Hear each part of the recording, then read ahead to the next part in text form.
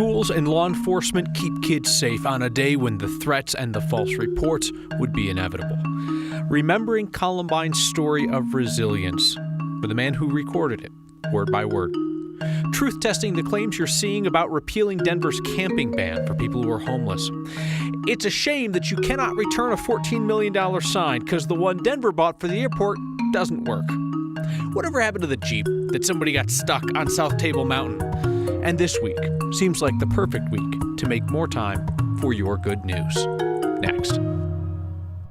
Colorado students are safe today. Want to say that right away, following a day when we knew that there would be school security scares.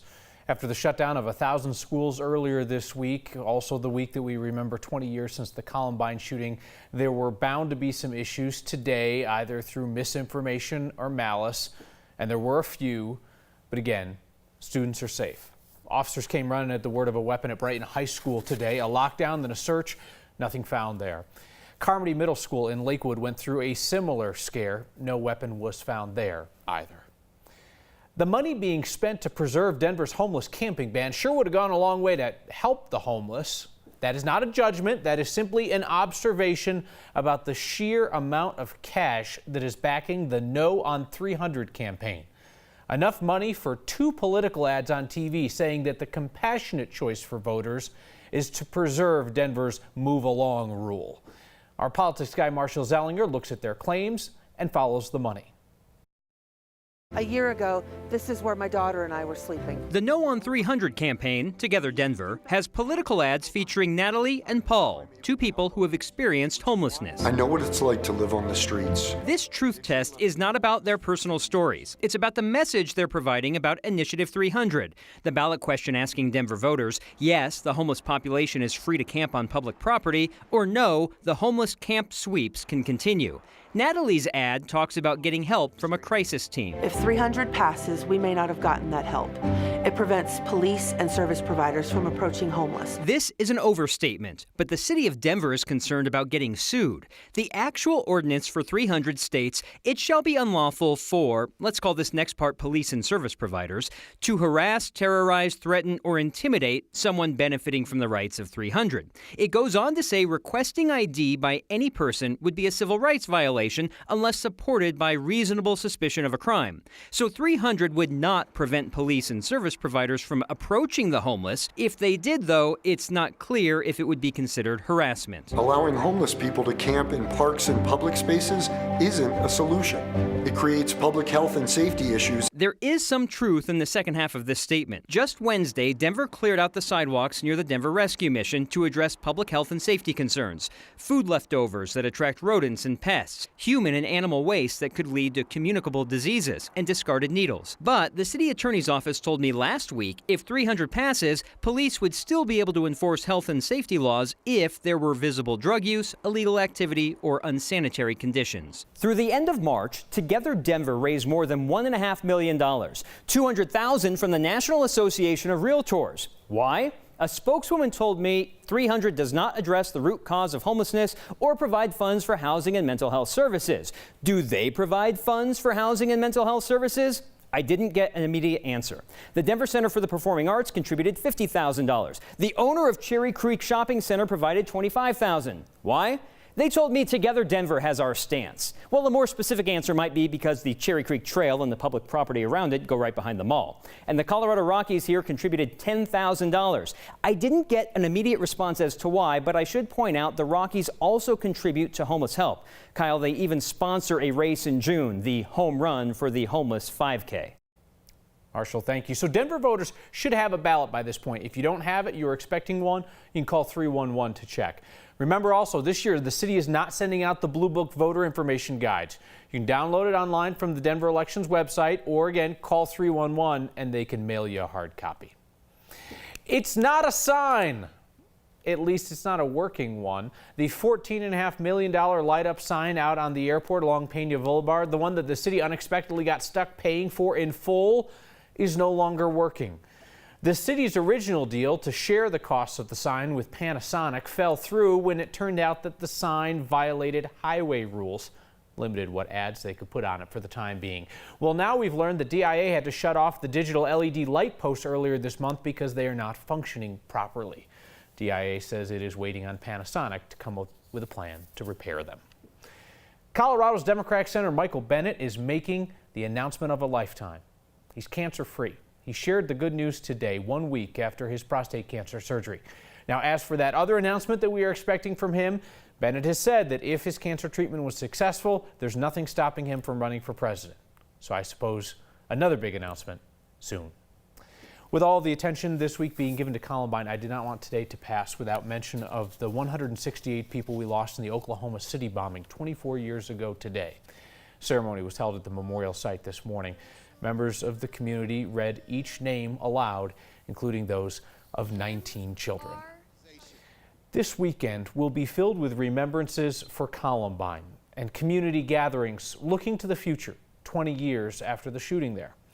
Kevin Vaughn from our 9 Wants to Know team covered the shooting and the investigation and the community's recovery in the decades since. Kevin took a moment today to reflect.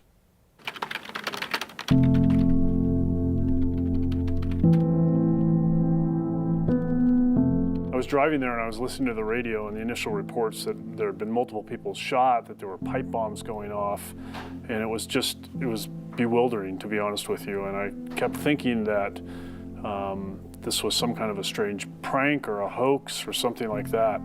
But as I got closer and the reports got more ominous, it began to sink in that this was real, and there were parents who literally just abandoned their cars on the road because they couldn't move. It was gridlock, and they were just jumping out of their cars and running toward the school. I'll never forget the image of that.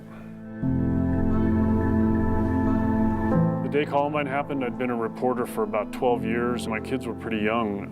My youngest son wasn't even in kindergarten yet. As a parent, I don't think any of us can imagine anything worse than losing a child. And that's what I always think about when I think about Columbine. I think about those parents who lost a child that day.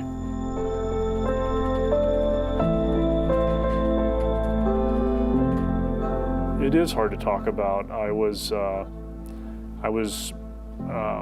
thinking about the children who died last night at a public event that I was at, and I got a little bit emotional thinking about it.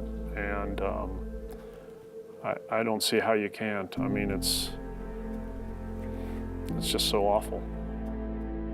The newspaper that I was working at brought in counselors and made them available to us for a long time after Columbine, and I took advantage of that.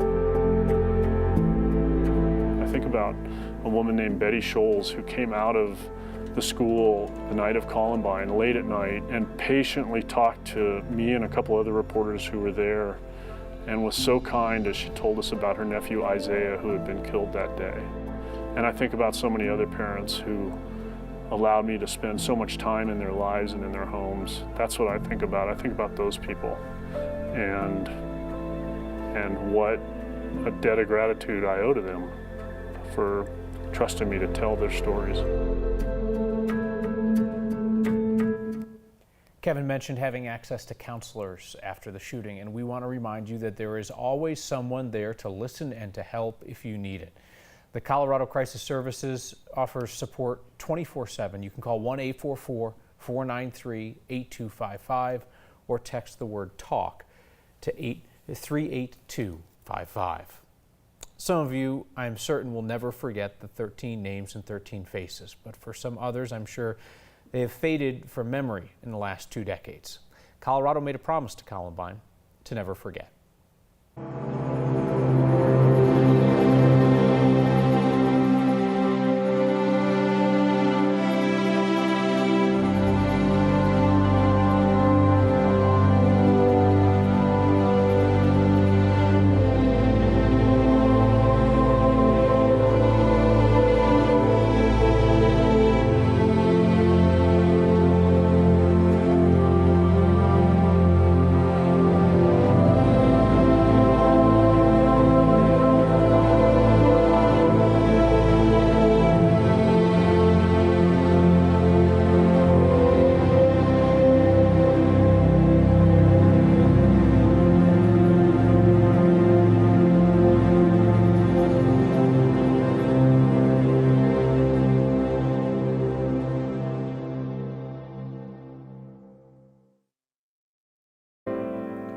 At 7 o'clock tonight, 9 News will air a special documentary. Survivors, families of the victims, and people whose lives have been touched by the Columbine tragedy will share their stories. You can stream that documentary right now on the 9 News YouTube page and on the 9 News streaming apps on Roku, Apple TV, and Amazon Fire. A high school senior wrote to heal. I think the song's written in a way that mirrors our emotions. And now it's being turned into music. Let's start the weekend on a high note with your good news. My good news is taking a walk on a beautiful day and running into a moose. And someone thought they had outsmarted the system. But this is not how you Colorado. Next.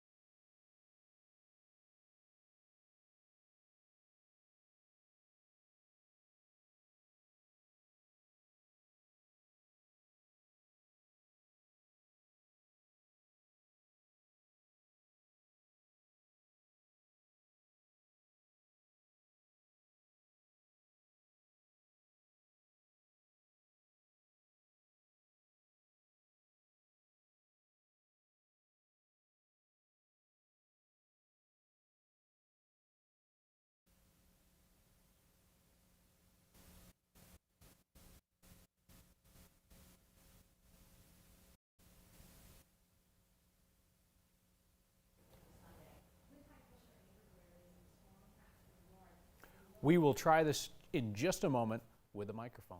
Someone else needs a reminder. You always have to admire the effort, though, from the driver who tried to renew their vehicle registration by just using a black marker to turn a 2017 into a 2019. The Mesa County Clerk and Recorder's Office shared the photo of the close but not close enough effort. Pro tip: the registration stickers are a different color each year, so even if the 9 looked better, they can still catch you. Another Not How You Colorado update tonight. The Jeep that got stuck on South Table Mountain was returned to its owner today after being towed off the mountain. The driver was fined $450 for driving a vehicle into Jeffco open space, where it's supposed to be, just like hikers and bikes and such. Again, folks, it's not how you Colorado. We started our week with some random Denver history. We'll wrap it up with a bit more. A standoff at our southern border.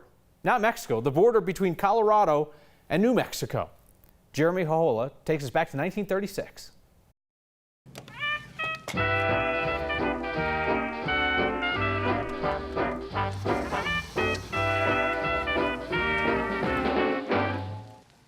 Denver Guardsmen get out guns and head for border. The byline from April 19, 1936 was printed in the Rocky Mountain News one day after Governor Edwin Johnson had declared martial law along Colorado's southern border.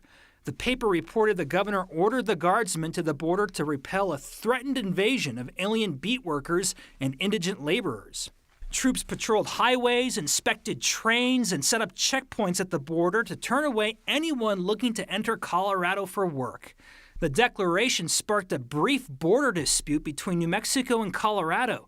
10 days later, Governor Johnson called the troops back after the New Mexico governor there threatened to boycott Colorado products. A high school senior's passionate plea about school violence turns into music. Every time I sing the song, it's like that gut-wrenching, emotion. That will be powerful. Then your good news will be positive. Next.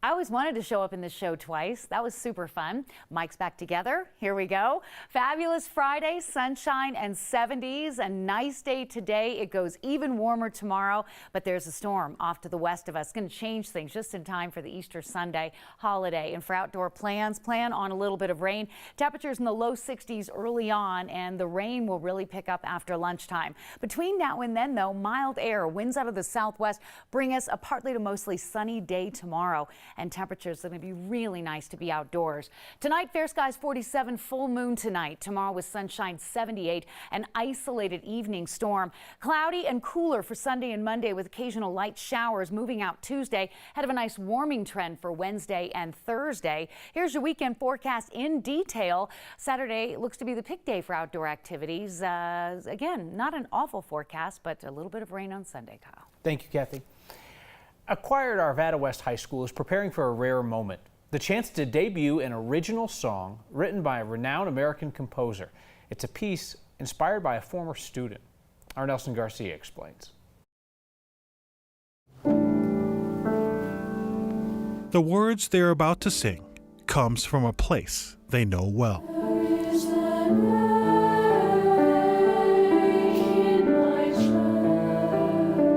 Choir director Chris Malnew says Arvada West senior last year, Taylor Huntley, wrote these words after someone wrote a threat on the walls of a school bathroom. A poem about the Parkland shooting and about the fear and the uncertainty that students feel. He posted the poem online. That beautiful poem wound up in the hands of Andrew Ramsey, a well-known American composer. Ramsey added music and ended up with a hive of frightened bees. Senior Kayleen Nguyen and sophomore Madison Major say it's beautiful. I think the song's written in a way that mirrors our emotions. It's panicky and it's sad and it's hopeless and it's afraid, but it's also strong. I feel that it's very important for students to express what they are feeling. Music is really a vehicle to teach about life. You know, the things that have happened recently, and we're approaching the 20th anniversary of Columbine. I think this topic is fresh on everybody's minds, and that makes it even more meaningful. For next.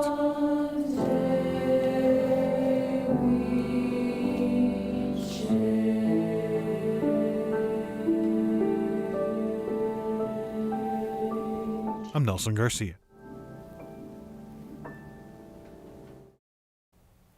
Arvada West's Company West Choir will perform the world premiere of A Hive of Frightened Bees at their school concert in May. I think this week of all weeks we could use some good news, and it is a good thing you had plenty of it to share, just like your feedback, and both are next.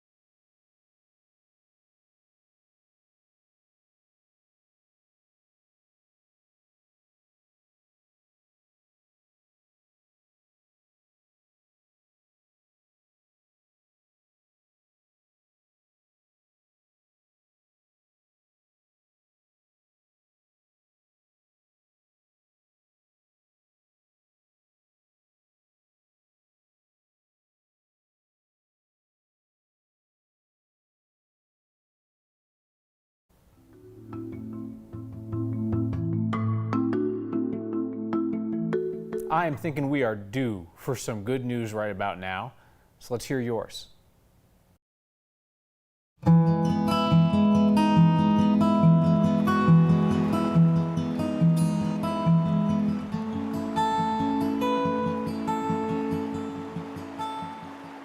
hard week.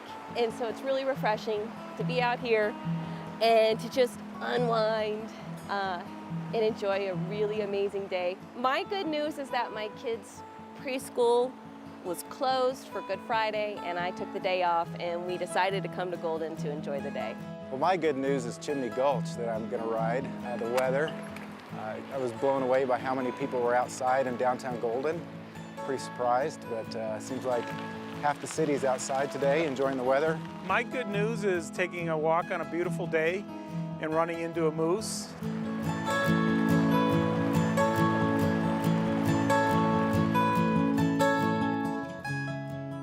My good news is that it's sunny today. My good news is that I'm hanging out with friends and having a craft day.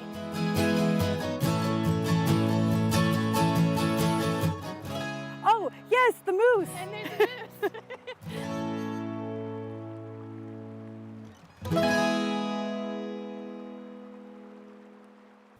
Hot day for that kind of coat. Cynthia Stone writes in, says, I agree the money spent opposing Initiative 300 should have been spent to help the homeless, but she says it's the people who brought forth such a terrible idea in the first place who she says are really to blame for where the money's going. Brent Olson writes in, Hi Kyle, I'm a 62-year-old Colorado native. Is it me or is everyone in Colorado talking like a valley girl? You mean like this? I didn't notice. See you next time.